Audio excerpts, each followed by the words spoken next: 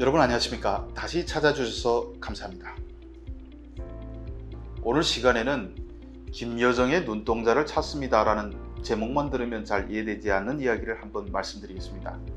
제가 왜 찾는지 들으면 앞으로 김여정이 무서워서 한국에 오지 못할지도 모르겠습니다.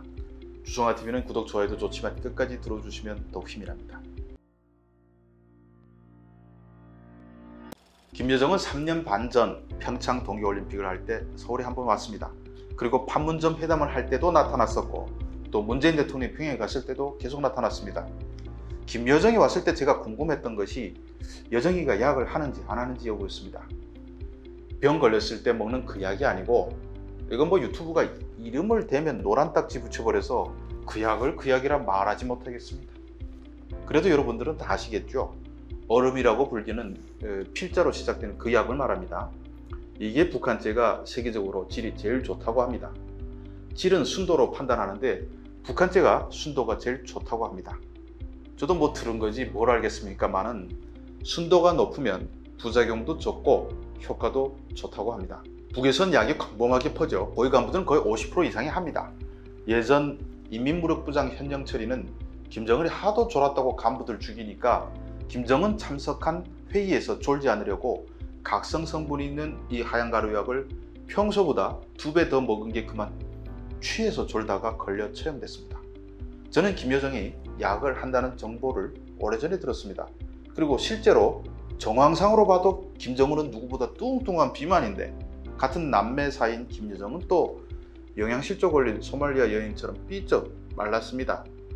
약을 하면 이렇게 삐쩍 마르는 증세가 있습니다. 무려 5000년 전부터 마황이라는 성분을 다이어트용으로 써왔는데 마황은 에페트린이 1 내지 2% 포함되어 있고 에페트린으로 또 약을 만들죠. 미국에서는 마황, 에페트린이 다 금지되어 있습니다. 이런 것을 먹으면 식욕 저하가 이어져 몸이 삐쩍 마르게 되고 몸속에 칼슘을 또 뽑아가기 때문에 몸무게 역시 또 빠집니다. 그래서 경찰이 약쟁이 잡을 때 제일 조심합니다. 잘못 힘을 주면 뼈가 약해서 쉽게 부러지기 때문입니다. 저는 북한에서 김정은 다음으로 실질적 서열인 김여정이가 약을 하는지는 우리가 파악해야 한다고 봤습니다.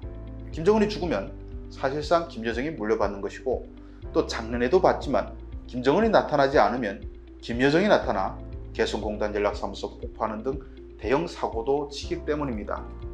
문재인 대통령에게 또 쌍욕을 해댄 것도 김여정이죠. 그런데 이렇게 한반도에 결정적 영향을 미치는 여정이 약쟁이면 문제가 또 다르죠. 그래서 그가 한국에 온다니까 마침이구나 싶어 약 전문가들에게 의뢰해서 분석하게 했습니다. 여기 전문가도 있고 또 거기서 약 엄청 해봤던 사람도 있습니다. 원래 약하는 사람이 약하는 사람 딱 보고 아는 법입니다. 결론은 한다였습니다. 얼굴과 표정 등 모든 징후가 약하는 사람에게 나타나는 것과 똑같다는 것입니다. 거기에 김여정이 워커힐에 머물었는데 청와대 들어가기 전날 저녁에도 그걸 빨았다는 정보도 들었습니다. 이건 가열시켜서 수증기가 나오는 것을 코나 입으로 들이키는 방식이거든요. 우리가 김여정이 방을 비운 뒤 공기질을 정밀히 조사하면 이게 나왔을 수도 있지만 정보기관이 그걸 포착했다고 해도 그걸 말하겠습니까? 이 정부에서는 죽어도 말하지 못하는 극비입니다. 김여정이 약을 한다고 흘리면 당장 북한이 길길이 뛸 것인데 이 정부가 그걸 원하겠습니까? 그렇다고 저 같은 일반 사람이 어떻게 분석할 방법도 없고요. 그런데 여러 징후 중에서 약을 빤 사람을 가장 확실하게 하는 방법이 있습니다. 이거 중요합니다.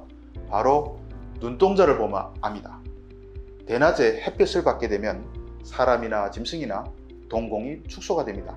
당연하지 않겠습니까? 빛이 들어오면 동공이 작아지는 것이 우리도 어쩔 수 없는 생물학적 반응이니 이건 내 의지와 상관없는 일입니다.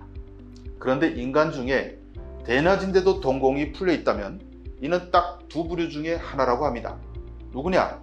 바로 신내림을 받은 사람과 약을 한 사람인 것이죠. 약이 인체 교감, 부교감 계통을 마비시켜서 눈동자 기능까지 제대로 못 돌아가게 하는 겁니다. 그래서 약반 사람 잡으면 눈이 풀렸다고 하는 겁니다. 눈 보면 또 약을 했는지 알고요. 김여정이 약을 하고 청와대 갔으면 문재인 대통령이 약쟁이와 반갑게 만났다는 이야기가 되겠죠. 뭐 대의를 위해서는 그럴 수도 있지만 말입니다. 그런데 김여정이 청와대 갔을 때 숱한 사진 기자들이 사진을 찍었습니다. 사진들 엄청나게 많이 나왔죠. 제가 몇 개 보여드리는 사진만 봐도 언제 어느 상황인지 아실 만큼 사진들이 엄청 나왔습니다. 제 동생뻘인 우리나라 약 전문가 한 명이 김여정이 약을 하는지 정말 궁금해하는 사람이 있습니다. 이 동생이 당시 김여정이 한국에 와서 찍은 사진을 다 뒤졌습니다. 그런데 동공을 보려면 사진을 확대해 찍어야 합니다. 문제는 그런 사진이 없다는 것입니다.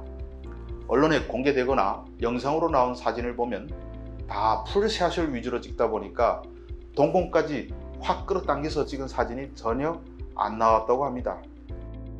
그는 이것이 정부가 의도적으로 지침을 내린 것이 아닌지 의심도 하지만 우리나라 언론사 기자들이 청와대가 지침을 내렸다고 따를 사람도 아닙니다.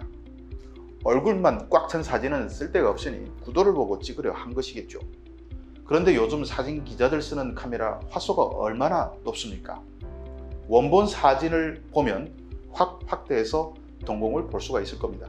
하지만 신문과 방송, 인터넷에 오른 사진은 원본 사진처럼 확대하는 데는 한계가 있습니다. 제가 오늘 방송을 만든 목적이 바로 이겁니다. 혹시 이 유튜브를 보시는 사진기자 선후배들 중에 김여정 동공 사진을 포착할 수 있는 사진이 있으시면 제게 좀 보내주십시오. 제 동생이 그 사진 엄청 찾고 있는데 한국 인터넷에서는 못 찾았다고 합니다.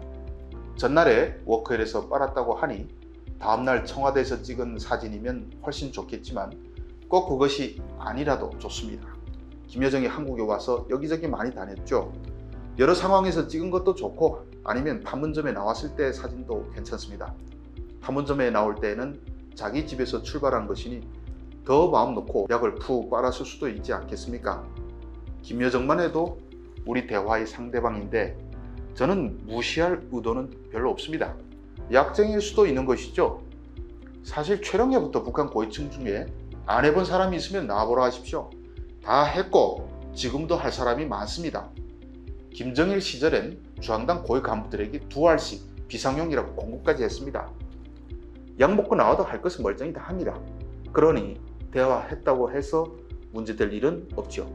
다만 김여정이 약을 하는지 안 하는지 여부 역시 우리가 파악할 필요는 있다고 생각해 오늘 방송을 시작했습니다. 김여정 눈동자 공개 수배는 여기서 마칩니다. 시청해 주셔서 감사합니다.